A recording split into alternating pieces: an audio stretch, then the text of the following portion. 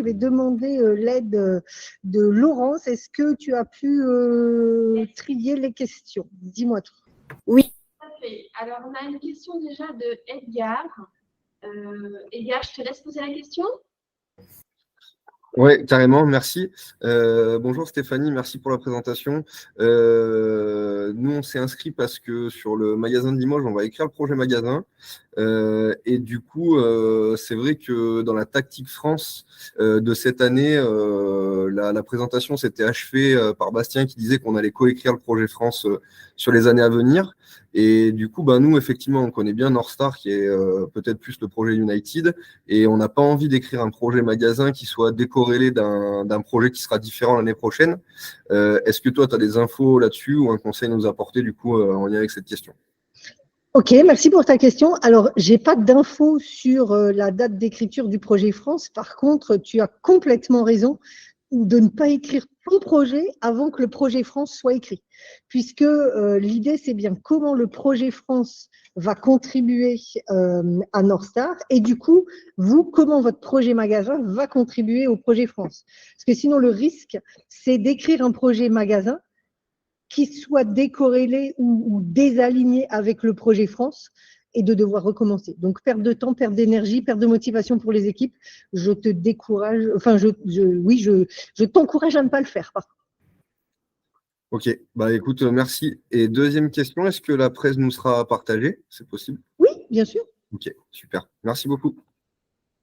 Alors, Hugo, deuxième question concernant la raison d'être. Est-ce que tu peux nous en dire un peu plus?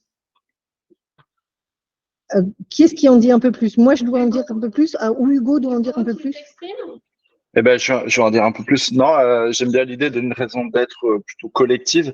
Après, pour l'avoir vécu déjà sur une première écriture d'un projet magasin avec une dimension retail, on est parfois ou régulièrement plus confronté à des intérêts plutôt individualistes qui émergent de temps en temps. Donc, comment rallier en fait tout ça autour d'une identité commune et collective? Est-ce qu'il y a des tips particuliers? Alors oui, il y a des tips et non, une raison d'être, c'est pas une liste de courses. Donc, ce n'est pas moi, collaborateur, je veux voir ça dans le projet. Et ce n'est pas non plus, comme l'a dit Thibaut, moi, leader, je veux voir ça dans le projet. Oui, il y a des tips pour pouvoir faire émerger une raison d'être collective. C'est de la facilitation. Donc, il y a des modèles de facilitation qui existent. Qui sont disponibles sur notre site, mais il faut être extrêmement vigilant. Et ce que disait Thibaut sur la difficulté d'être vu, j'ai parti quand en tant que leader, on facilite son écriture, un regard neutre d'un facilitateur permet de ne pas faire une liste de courses. Du coup, je t'encourage, si vous voulez écrire ça, à plutôt te faire aider par un facilitateur. Alors, justement, en parlant de facilitateur, on a deux questions en lien avec ce sujet-là. Donc, une question de Joanne. Où est-ce qu'on peut trouver la liste des facilitateurs? Très bien. Alors, la liste des facilitateurs, elle est dispo. Il y a un drive qui s'appelle Happy Facilitateur. Il y a même un site web que je pourrais vous partager en post-com. Absolument. Et je vois une deuxième question, est-ce que les facilitateurs sont des personnes internes à l'entreprise? Alors, il y a les deux. Il y a des facilitateurs internes. D'ailleurs, c'est un appel à candidature. Je cherche des candidats qui souhaitent se former à la facilitation d'écriture de projet, puisque je forme et je crée un réseau. Donc, si vous avez des candidats ou si vous-même vous êtes intéressé, levez la main, revenez vers moi et on verra comment je peux vous accompagner pour être formé sur la facilitation. Il n'y en a pas suffisamment. On est toujours en péril quand on est au dernier moment en train de chercher des facilitateurs, raison pour laquelle on a validé une liste de facilitateurs externes, donc qui sont souvent d'anciens décathloniens, qui connaissent donc les valeurs et notre façon de fonctionner, mais qui sont aujourd'hui freelance et qui proposent des accompagnements de facilitation. Donc tout ça, je vous le mettrai en post-com sur la liste des facilitateurs internes et externes. Donc toujours au niveau des facilitateurs, deux questions. Est-ce qu'il faut prévoir un budget? Oui. En interne, on est à 1 000 € par jour. En externe, on est entre 1 500 et 1 800 € par jour. On a une question également de Guillaume, mais qui est plutôt à destination de Thibaut. Donc Guillaume, je te laisse la poser. Tu sondes une fois par semaine tes collaborateurs avec Office Vibes. Est-ce que vous avez le temps d'une semaine sur l'autre d'ajuster si gros dérapage dans les KPI humains? Alors, oui, je les sonde une fois par semaine. Ils reçoivent un petit questionnaire par mail en automatique. Et moi aussi. Et en fait, non, parce que c'est pas du très très court terme. En fait, ça te donne des tendances. Et comme en plus les questions, elles évoluent et elles changent, elles tournent tout le temps, ça te crée plutôt des tendances. Et par contre, tu vois sur allez, 4, 5, 6 semaines, tu vois tout de suite, par contre, si tu as des points qui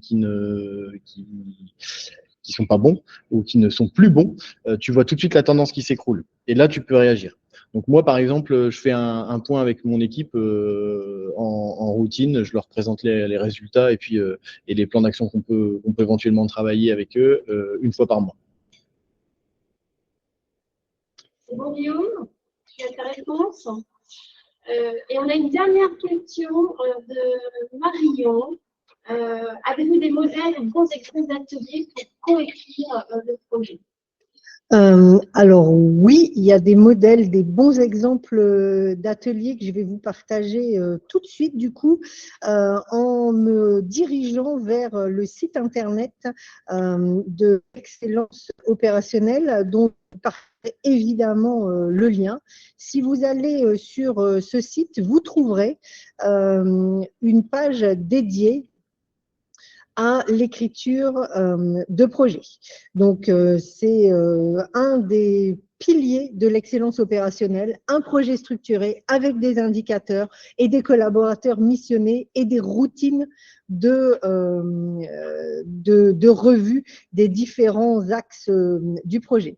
Sur cette page, dont vous pourrez voir différents inputs, évidemment, vous avez le projet de la North Star.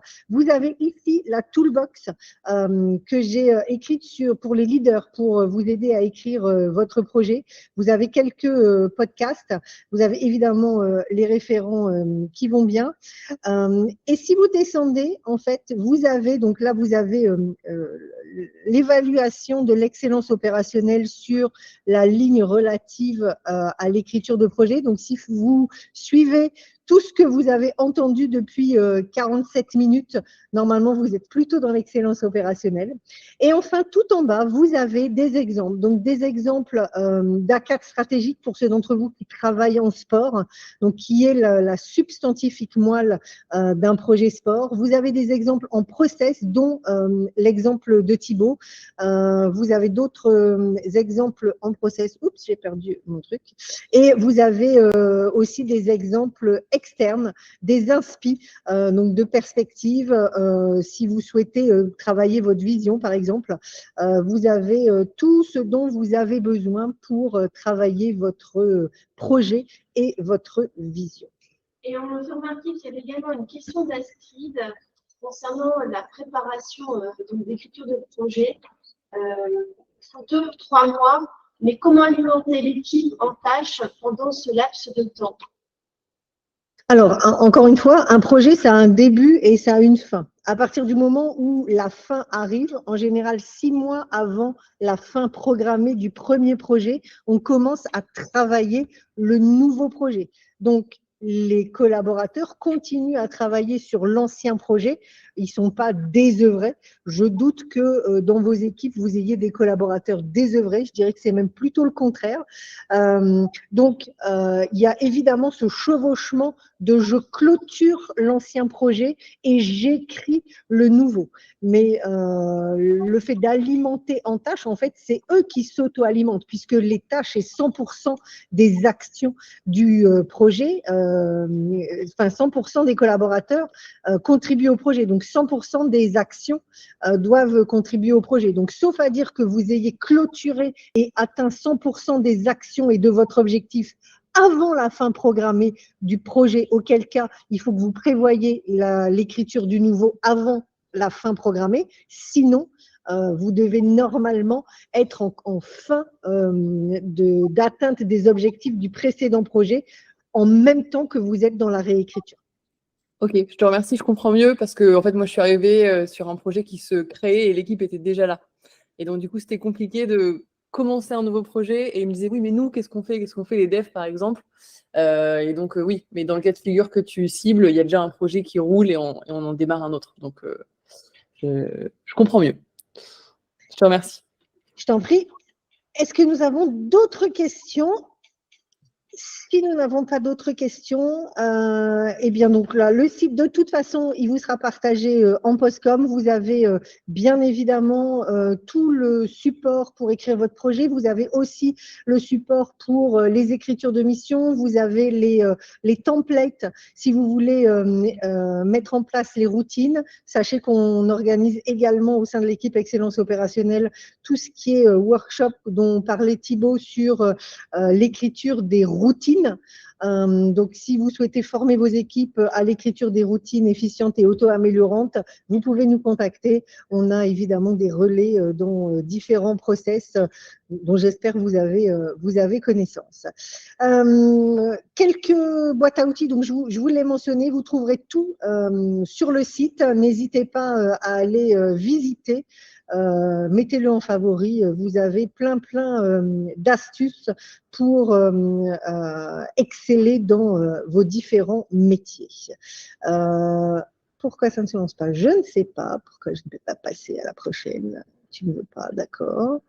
Ah, bah quand même. Notre prochain webinaire aura lieu le 21 septembre de 11h à midi. Pour ceux d'entre vous qui sont intéressés par l'optimisation de votre espace de travail, nous parlerons 5S. N'hésitez pas à vous inscrire. Vous aurez le lien évidemment en postcom. Vous avez tout ce dont vous avez besoin pour performer et écrire un projet robuste qui engage 100% de vos collaborateurs. Laurence, j'imagine que tu envoies le lien pour l'enquête de satisfaction. C'est important pour nous aussi de recueillir vos attentes sur les prochains webinaires. Quels sont les sujets que vous souhaitez voir traités? Est-ce que vous avez des attentes particulières? Le lien que vous allez recevoir, merci Laurence, vous permet de les mentionner. Faites-nous savoir et on tentera au maximum de répondre à votre demande. Vous avez maintenant toutes les cartes en main. Il est 14h52. Vous pouvez reprendre une activité normale. Merci de votre attention, de vos nombreuses questions. Et n'hésitez pas à revenir vers nous si vous souhaitez un accompagnement, une facilitation ou plus ample information ou juste pour boire un café. On est toujours très fan de café. À très bientôt. Merci à tous et bonne journée, bonne semaine. Ciao, ciao.